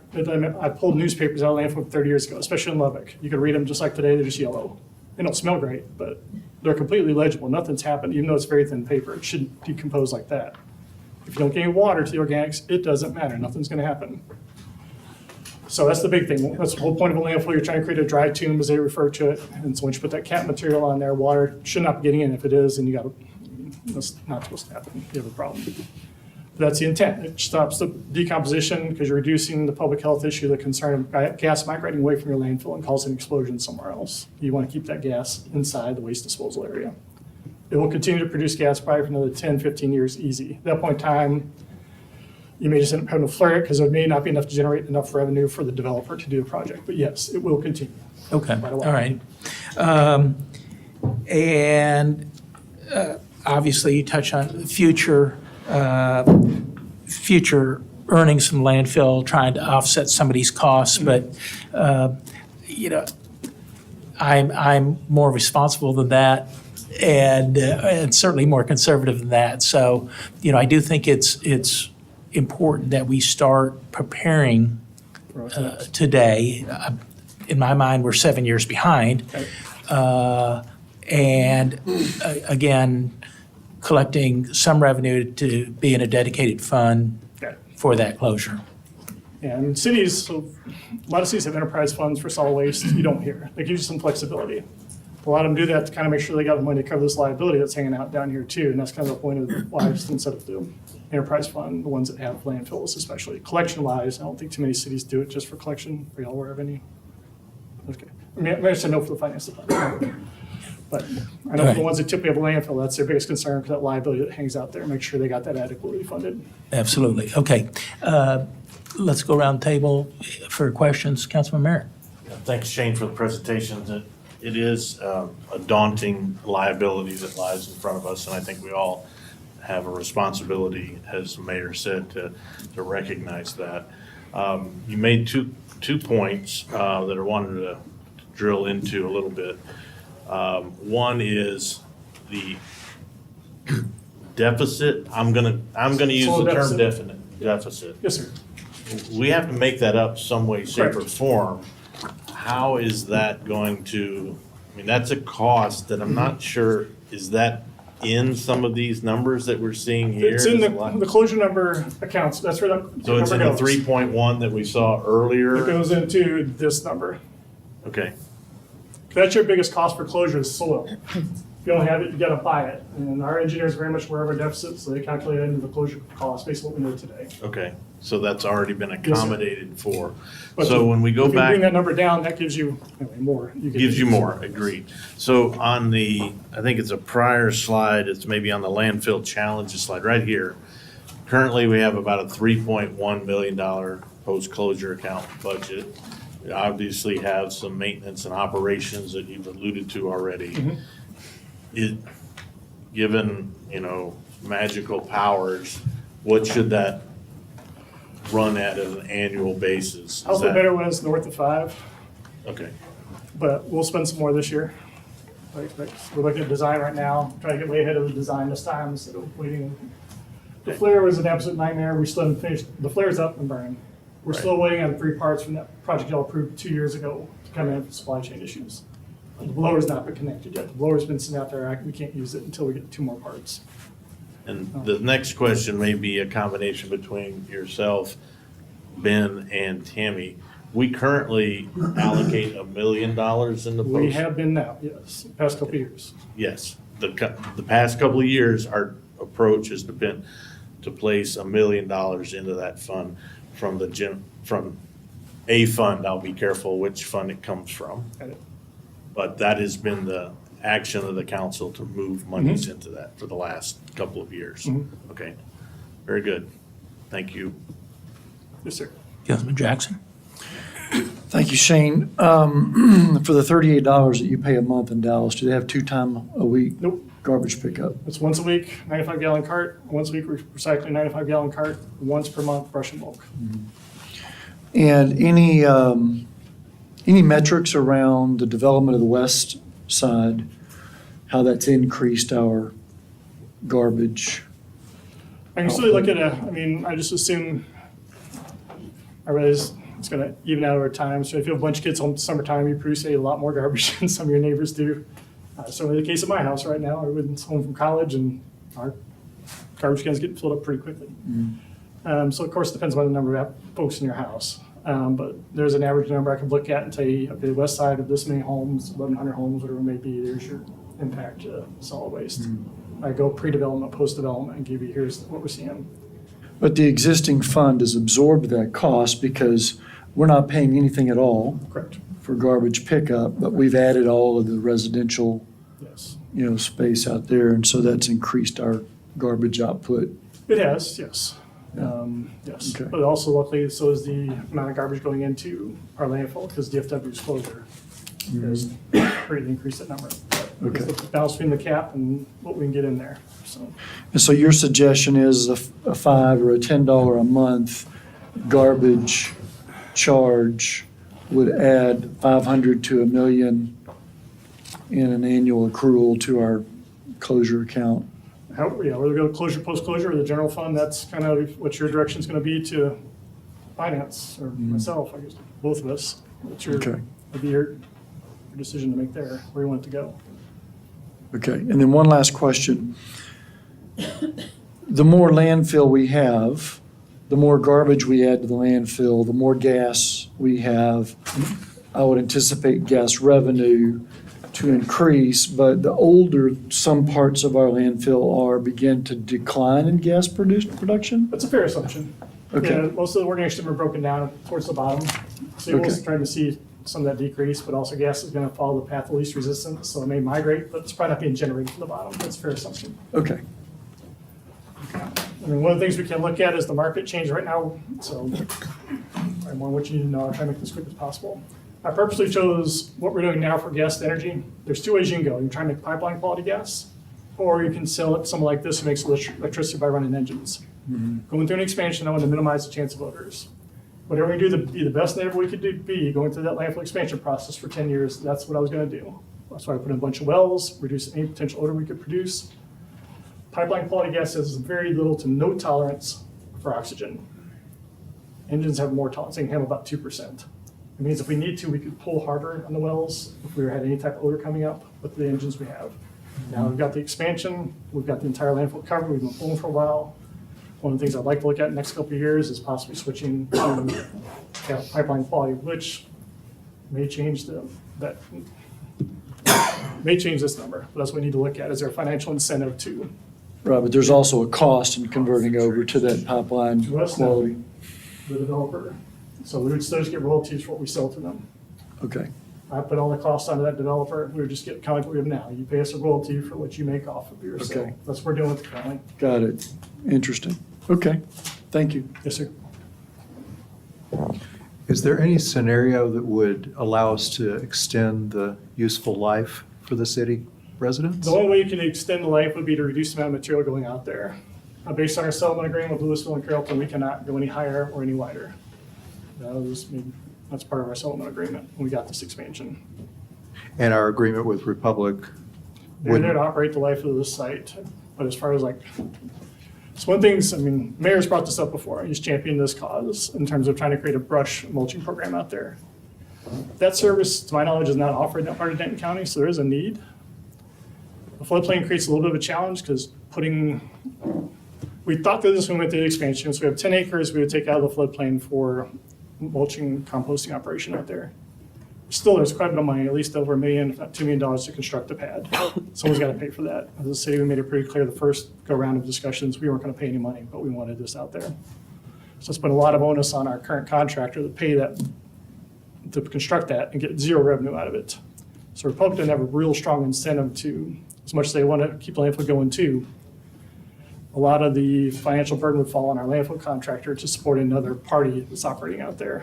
And I don't know what business you're in, but I'm pretty sure you don't want to help your neighbor business. Right. If you don't have to, unless there's some huge benefit to you. Well, I guess where I was going, and forgive my lack No, of you're fine. knowledge, is how much of the landfill is Farmers Branch resident trash? Less than 1% of what goes out there. So we're not able to, Oh, by the city changing this, no, okay. sorry. You're not going to have a meaningful impact. By doing that though, what you're looking at is down toward the future. When the site closes, if you found other ways to handle that instead of paying a tipping fee in the future, that's the angle I would look at from that perspective. Because think about the last standing landfill is going to be City of Dallas's landfill. McComas Bluff would be the last landfill based on what we know today. It's got the most capacity. That'll be the last landfill operating. That's anywhere in this area. So wherever you're going to locate the next landfill, if that's still the current technology, you're looking at going Decatur or further probably to dispose of something. Garbage trucks, 2 to 3 miles per gallon. You're going to be paying a lot of money in the future to move trash to wherever it's going to go next. So that's a challenge you're looking at. Whatever you can do now to start looking at how do we recycle, reuse things, that's where your savings is going to come from when you close the site. So go ahead. So our agreement with Republic, they get to decide how much they're bringing in that's not coming from the city. Correct. They handle their hauling contracts. They go out and procure sales like special waste jobs. They set the gate rates for all that. So they have to take everything we give them and they can do whatever above that. In other words, Up if to they the didn't. cap that we have in the contract. Okay. So But that's we the limit. can't say, that's where I was going with Got this. it. We can't say, we want you to take less of others Got it. and we're going to pay you extra I mean, if to you want to pay increase them the length extra, of- that may be a discussion point, but luckily we have a cap in there. We thought about that. There's a cap for the maximum amount they can take in per year. So we didn't want them to fill it up quickly. They possibly could fill it up in 10 years. Then you would be making those decisions now about what are we doing next. Okay. All right, thanks. Yes, sir. Well, make no mistake, we could extend the life of the landfill if we quit taking everybody else's stuff. But that means we'll have to start charging for service immediately. Well, and so- In addition to that, we should be starting a mandatory brush reduction campaign and making those other users of the landfill divert their brush, because that just takes up room and space in the landfill. It does, but that's why Republic handles the tipping fee in the hauling cart. So keep in mind, when we look at a large garbage company, there's basically silos. There's a disposal side and a collection side. Although they should play nicely together, there's still a lot of infighting amongst the siblings. So the hauling side is one procures the contract. So City of Carrollton, City of Louisville, the Republic Hauling Company negotiates the rate that they will pick up their material and haul it to the landfill. Should we try and make them stop taking any brush, that creates another trip probably to the city, which I realize to us doesn't matter. But on the hauling side, they've already agreed to a price. That's the challenge, unwinding that contract, the hauling side, to accommodate this new request that we would be putting on them. And so Okay. we can certainly, as elected officials, if you have contacts in other cities, let them know, hey, once this site closes, we're all in the same boat now. All of our trash is going probably South Dallas County. Next Well, and closest that's where place. my question Yeah. goes. So in none of these numbers do we account for, we only account for the closure, we do not account for the purchase and establishment of another Correct. dump. That is correct. So the deficit is more than what we're actually seeing because we are not prepared for the next step post-closure. If you want to go procure another landfill, yes, you're correct. That's the philosophy you want to take. Okay. Otherwise, you're just paying what Mike Carrollton pays, which is, how much you going to charge me to pick up all this stuff and haul it to a landfill, which includes a disposal fee. Okay. So like I said, you can take this and add right now $500,000 onto that for 20 years. All you want to inflate that every year to get to it, but you get the idea of the full cost of what you'll be paying in the future. You can make that estimation there. I'm good. All right. Thank you, Shane. Yes, sir. Next up is A7, discuss combining the Park and Recreation Board, Historical Preservation and Restoration Board, and the Mansky Library Board into one board, consider board structure and appointments of members. And I'm going to ask that we limit this to 15 minutes.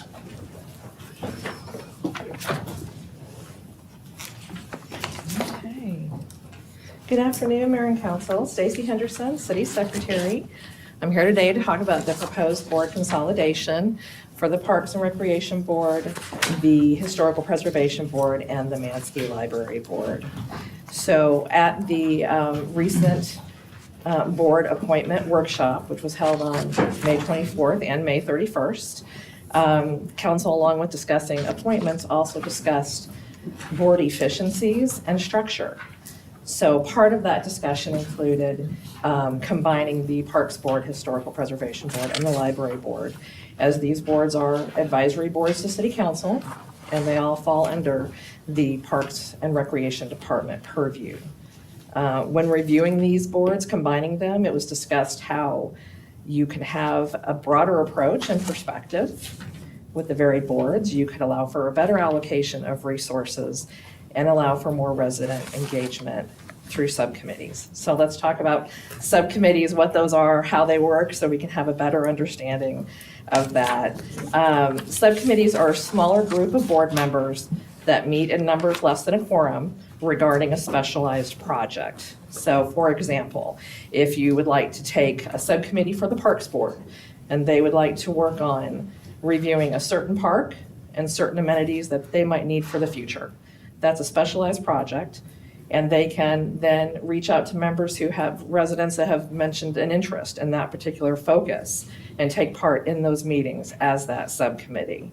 So that allows for greater participation with that format, and it's on a limited scope. That project could last for a month or it could last for 6 months.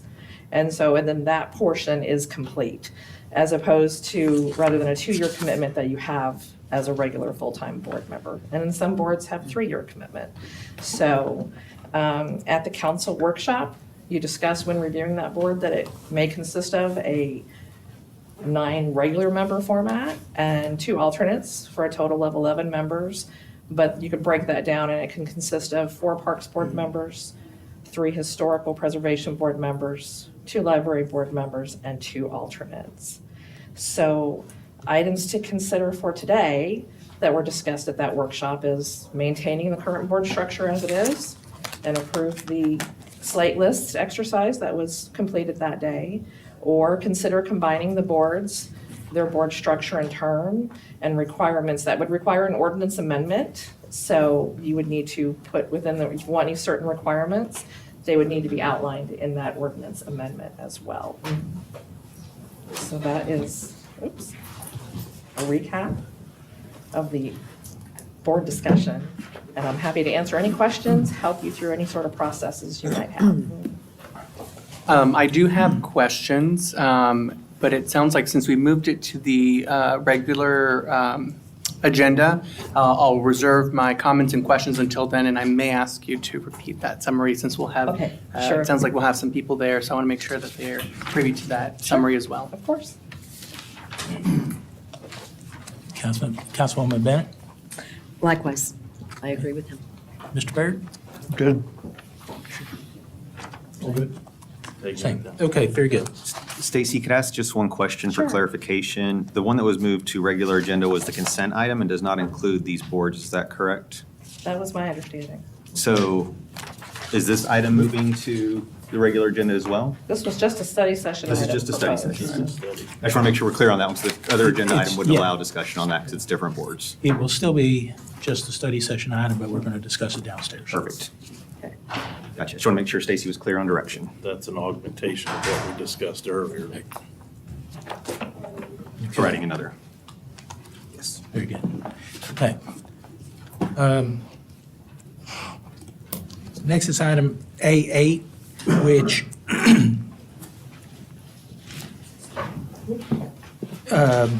discussion changing the name of the Arts and Culture Committee to the Sports, Entertainment, and Arts Committee and create a slate list of members' appointments to the committee. I'm going to table that for now and move to A9 to discuss future agenda items. We'll go around the room. I don't have anything. Okay. I would like to add a future agenda item for the boards and commissions to be more consistent, to discuss new ordinances for appointments based on metrics and better processes, procedures, consistency of terms and term lengths, so there's less confusion for the residents. So appointment based on metrics versus, Well, as you guys know, I had created the spreadsheet. Some had answered, some hadn't answered. There were absences, which is, Stacy, we pushed back for the actual chair or board to address the absences. And so we just need better metrics. okay. So if they don't answer a question, that's, you are applying for a position. If you don't answer it, you don't get the job. Okay. Yeah. I just want to make sure Yeah. I understood. Okay. We'll just hold it that so we don't get into discussion on that item. Councilman Baird? Good, thanks. Okay. Councilman Jackson?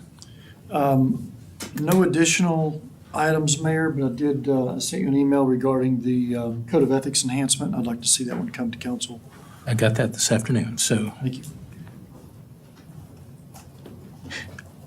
Councilman Merritt? I think the meeting we had beforehand, you and I with economic development, we expect to see economic development come forward with more information on the pickleball tournament. So you and I know that's coming. I think we're incorporating the rest of our peers in knowing that's coming. Absolutely. So we'll get into that later point, or later time. I would like to say, I think it's, as a matter of policy or procedure, that minutes from each board or commission meeting be taken by somebody at that meeting and then submitted to the council and posted on city website, so we can have some discussion on that as we move forward. Okay.